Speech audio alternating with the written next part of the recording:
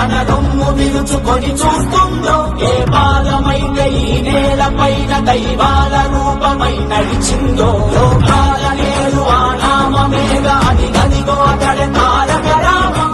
ఇలా ఈ మహనీయుని కీర్తించడానికి ఎంత పుణ్యం చేసుకున్నాయో మన తెలుగు అక్షరాలు అనటంలో ఎటువంటి అతిశయోక్తి లేదు. తరాలు మారినా తరగని యశస్సు, కాలాలు మారినా కరగని కీర్తి, యుగాలు మారినా చెరగని తేజస్సు ఆయన సొంతం. మన ప్రత్యర్థి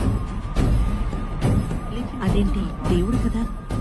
కాదు మేడం, ఎన్టీ రామారావు.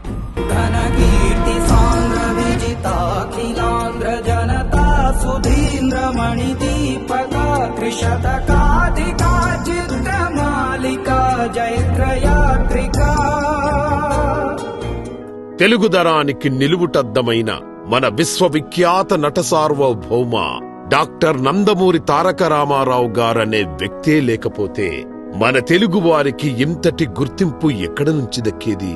తెలుగువాడి పౌరుషాన్ని ఢిల్లీ వీధుల్లో రొమ్ము విరుచుకొని నిలబడి మేము మద్రాసీలం కాదు తెలుగువారం అని గర్జించి తెలుగువాడి గౌరవాన్ని దశ దిశలా చాటిన మహానాయకుడు, మహానేత ఎన్టీఆర్. తెలుగువాడి పౌరుషం చాటి చెప్పడానికి, తెలుగువారి ఆత్మగౌరవం నిలబెట్టడానికి పుట్టింది ఈ తెలుగుదేశం. సమాజమే దేవాలయం, ప్రజలే దేవుళ్ళు అని నమ్మే ఈ నట మహాశిఖరం అందుగలడు ఇందు లేడనే సందేహం వలదు. ఎందెందు వెతికినా అందందు గలరు మన తారక రాముడు.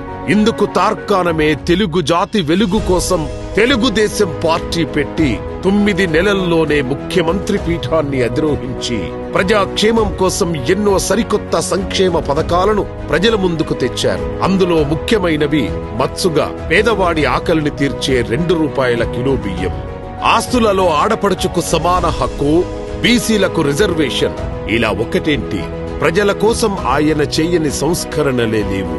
రాజకీయాల్లో చెరగని పరిపాలన, చెక్కుచెదరని ముద్ర వేసిన ఈ కలియుగ రాముడిని తలుసుకొని తటాకం మధ్యలో కొలువుదీరిన తథాగతుడు కూడా తన్మయం పొందుంటాడు. కారణ జన్ములకు మరణమే లేదని చరిత్ర చెబుతోంది.